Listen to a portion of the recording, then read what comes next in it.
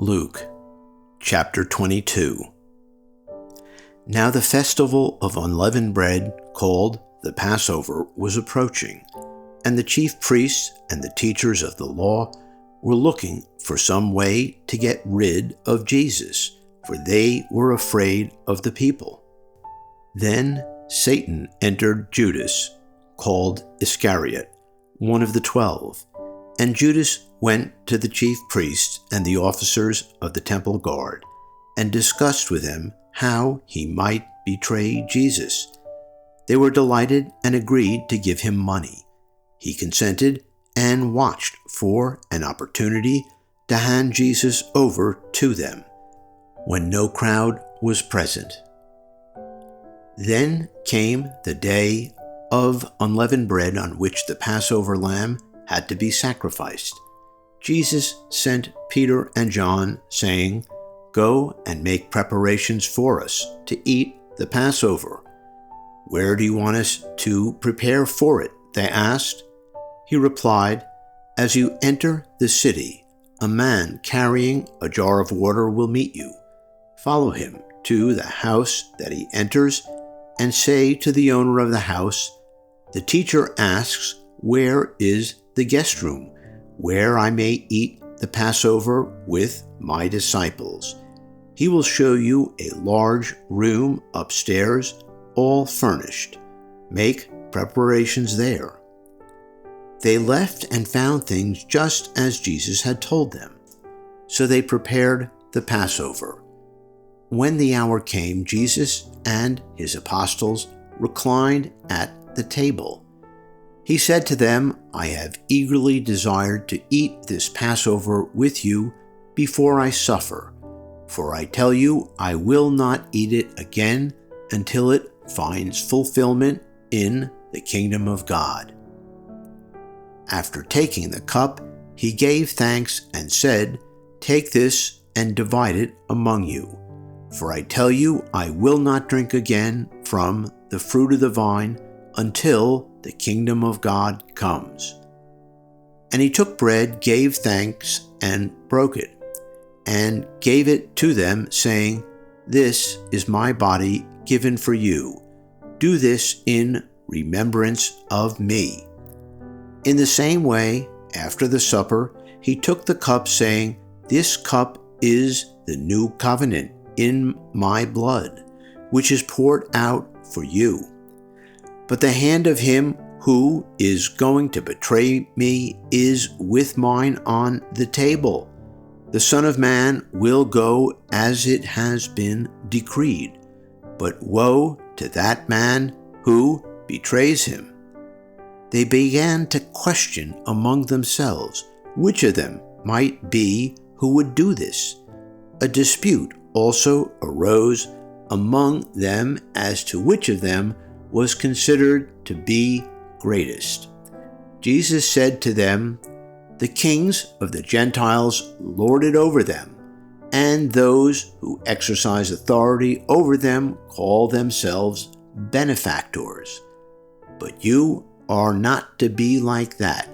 Instead, the greatest among you should be like the youngest, and the one who rules like the one who serves. For who is greater, the one who is at the table or the one who serves? Is it not the one who is at the table? But I among you as one who serves. You are those who have stood by me in my trials, and I confer on you a kingdom, just as my Father conferred one on me, so that you may eat and drink at my table in my kingdom and sit on thrones, judging the 12 tribes of Israel. Simon, Simon, Satan has asked to sift all of you as wheat, but I have prayed for you, Simon, that your faith may not fail. And when you have turned back, strengthen your brothers." But he replied, "Lord, I am ready to go with you to prison, to death." Jesus answered, "I tell you, Peter, before the rooster crows today, you will deny 3 times that you know me." Then Jesus asked them, "When I sent you without purse, bag, or sandals, did you lack anything?" "Nothing," they answered.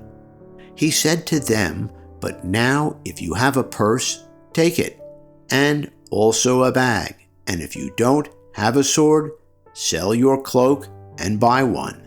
It is written, 'And he was numbered with the transgressors.'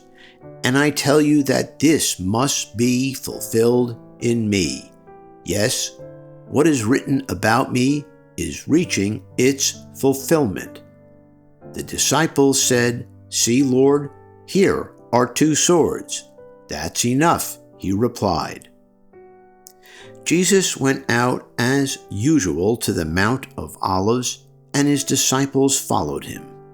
On reaching the place, he said to them, "Pray that you will not fall into temptation."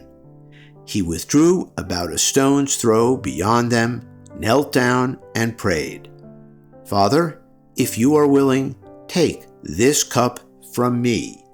Yet not my will, but yours be done." An angel from heaven appeared to him and strengthened him. And being in anguish, he prayed more earnestly, and his sweat was like drops of blood falling to the ground. When he rose from prayer and went back to the disciples, he found them asleep, exhausted from sorrow. "Why are you sleeping?" he asked them. "Get up and pray, so that you will not fall into temptation." While he was still speaking, a crowd came up, and the man who was called Judas, one of the 12, was leading them. He approached Jesus to kiss him, but Jesus asked him, "Judas, are you betraying the Son of Man with a kiss?" When Jesus' followers saw what was going to happen, they said, "Lord, should we strike with our swords?" And one of them struck the servant of the high priest, cutting off his right ear. But Jesus answered, "No more of this." And he touched the man's ear and healed him. Then Jesus said to the chief priests, the officers of the temple guard, and the elders who had come for him, "Am I leading a rebellion that you have come with swords and clubs? Every day I was with you in the temple courts, and you did not lay a hand on me. But this is your hour when darkness reigns." Then, seizing him, they led him away and took him into the house of the high priest. Peter followed at a distance. And when some there had kindled a fire in the middle of the courtyard and had sat down together, Peter sat down with them. A servant girl saw him seated there in the firelight. She looked closely at him and said, "This man was with him." But he denied it. "Woman, I don't know him," he said. A little later, someone else saw him and said, "You also are one of them." "Man, I am not," Peter replied. About an hour later, another asserted, "Certainly, this fellow was with him, for he is a Galilean." Peter replied, "Man, I don't know what you're talking about." Just as he was speaking, the rooster crowed. The Lord turned and looked straight at Peter. Then Peter remembered the word of the Lord had spoken to him. "Before the rooster crows today, you will disown me 3 times."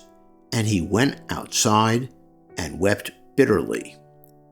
The men who were guarding Jesus began mocking and beating him. They blindfolded him and demanded, "Prophesy, who hit you?" And they said many other insulting things to him.